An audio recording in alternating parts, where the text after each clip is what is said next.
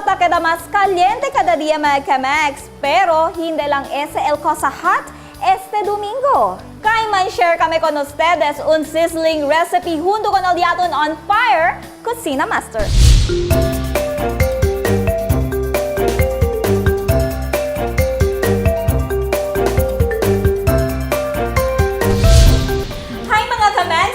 Ahora na Privado Escuela de Pilar College y junto conmigo este día el mga pretty pilaristas. Girls, please introduce yourselves. I'm Gabby. I'm Nikel. I'm Ayman. I'm Dayan. ¿Cómo se ustedes grade? Great. Wow, igual-igual sila sabay-sabay. Okay girls, ¿cómo ba kita prepara este día? Banana flambe. Sige nga, ¿cómo sa mga ingrediente? Butter, sugar, orange juice, brandy, rum, banana, orange, and ice cream. Ken hace el banana flambe? Gabby. Okay, Gabi, go, Gabi. Kaya mo yan. Nikel, kung sa ba kita hace una? First, light the stove and heat the pan. Okay. Girls, ¿dónde va ustedes se aprende esta clase de recipe? Tialitas. Oh. Pero nakasa ba po si ustedes? Si. Wow, what do you cook? Ito. It depends, but I can bake desserts. Mga ito? Cupcakes. Wow, cupcake. Chocolate. Baking. Baking kami. Chocolate cupcake. So, kung na-college, ko sa ustedes quiere course mantika? Let me guess. HRM, no? Si. No, parte man guess. Grabe. Maybe in the future, no, channel ustedes dito yung cafe, no? Or desserts, restaurant. No, diba? Why not? Caliente el pan Add in the butter. at in the butter, yeah.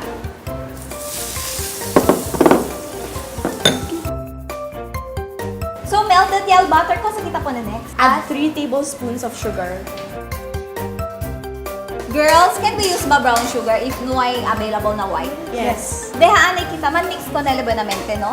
And then, after man-mix ko, what's this? Orange juice. So, after kita ya po na el orange juice, ko sa kita next, girls. Slice the orange and use real orange. Okay.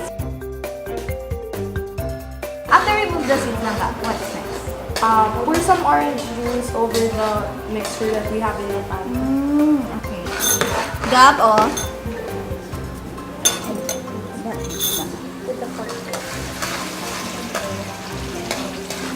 Porque bebe kita po na ansina, orange juice. Orange, fruit, fresh fruit orange. Para mag-react sa brandy. Porque sa eletan ansina, tanukay. Para matanggal yung buo-buo na sugar.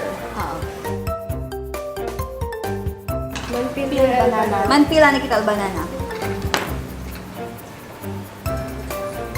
Gabi, okay ya ba? Pwede ya kita po na ram?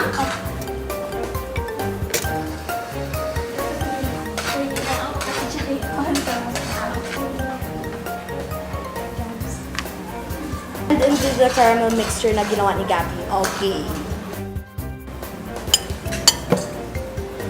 Gas, 4 minutes ko na naman caramel. It depends.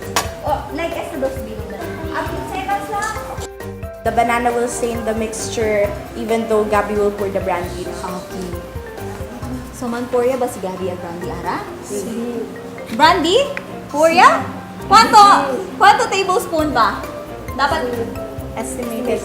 estimated amount. So, pwede lang estimate? Mikel, pwede ba kita nasisita man flame ka ng dato recipe? 2 reasons. Number 1 is to remove the alcohol. And number 2 is to be able to caramelize the bananas. Okay.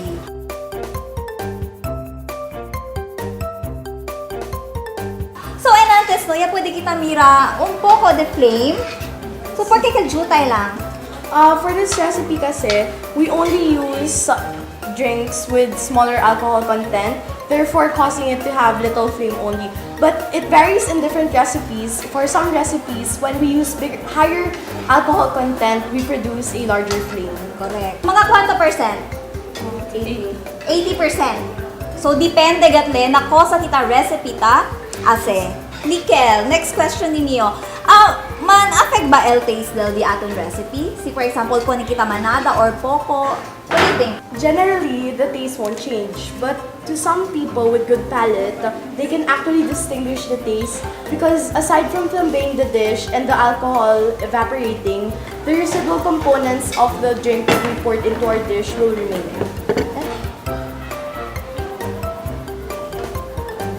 Okay, akit mo. So now we'd add 1 scoop of vanilla ice cream, or if you want, add more. Add more.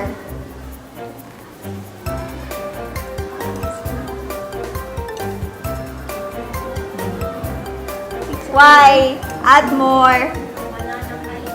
So this is our banana flambe dish. Ready kita for tasting portion. Try kita ba?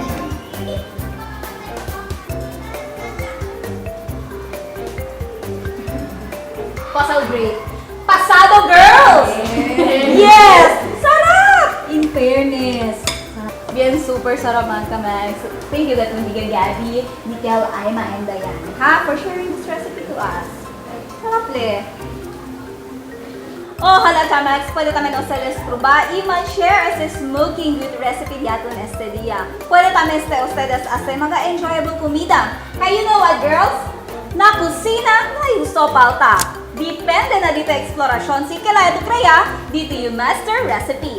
Manada pa kay tita ko sa descubri acerca na fuego. Igual na lang si por qué ta ocurri ese alumbrado.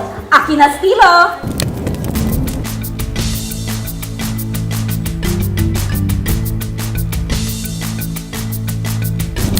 Si habla kita fire, ya pensaba tú si porque kita ta llama firefly con este insecto, si porque tiene luz di la cuerpo.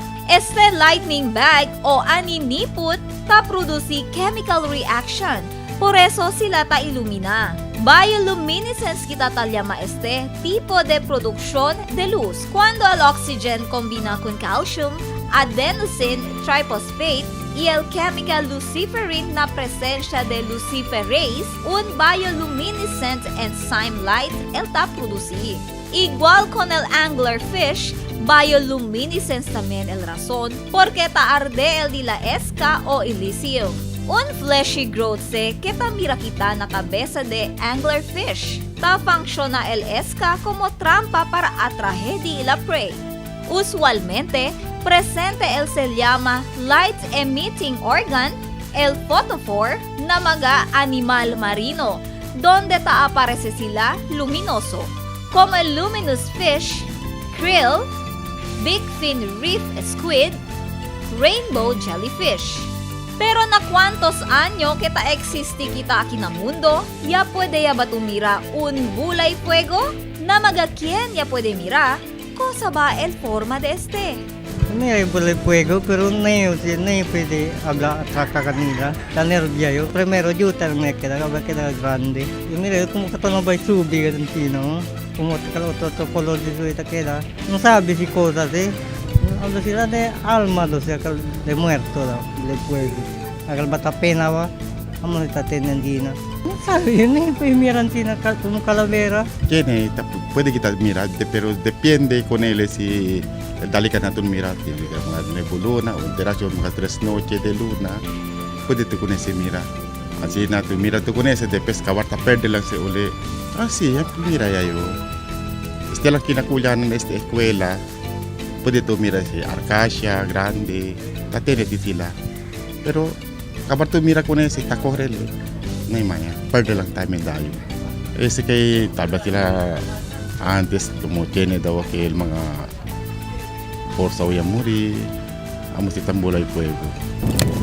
Qué bonito mira mga cosas con luces que te aumenta hermosura na di ato naturaleza. Aprecia kita el di la existencia kay ta contribuye sila diferente papel na di aton ekosistema. Igual lang con el di aton mga glowing ka pamilya que ta brilla esta semana. As they celebrate di la cumpleaños na Tesoro Momento.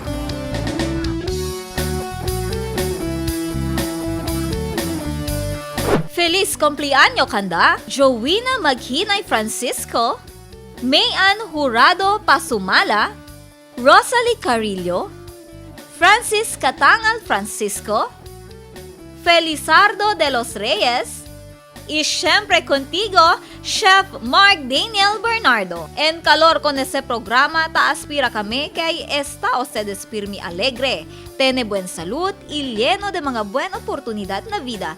God bless! Nadie atun todo el día necesidades sa aprecia kita el importancia del fuego. No puede también kita vivir si no este. Y por causa también de esta, esa según balance el de atun mundo. Pero tabla también sila que fire is a good servant, but a bad master. Quiere decir peligroso también el fuego. Por eso, pirmigay kita praktika el fire safety para prevenir magakaso de destrozo por causa na incendio. Y para na ustedes, magakomento suwestyon o felicitasyon, nag-post lang na facebook.com/nagtvdiatonste. Na magayan missed episode, pwede ustedes malog on i1tv.com.ph or youtube.com. And to cool us down na KMX, please visit Snow Giants or call 955-8728. Thank you, Plains and Prince, for my outfit, Arlene Hanu and Leon Ortega of W Salon for my makeup. Hasta na mga Domingo que vienes, yo lang syempre el ustedes KMX. Está alegre y glamuroso. Este el Mag TV, Diaton Step. Tatak lokal, tatak regional.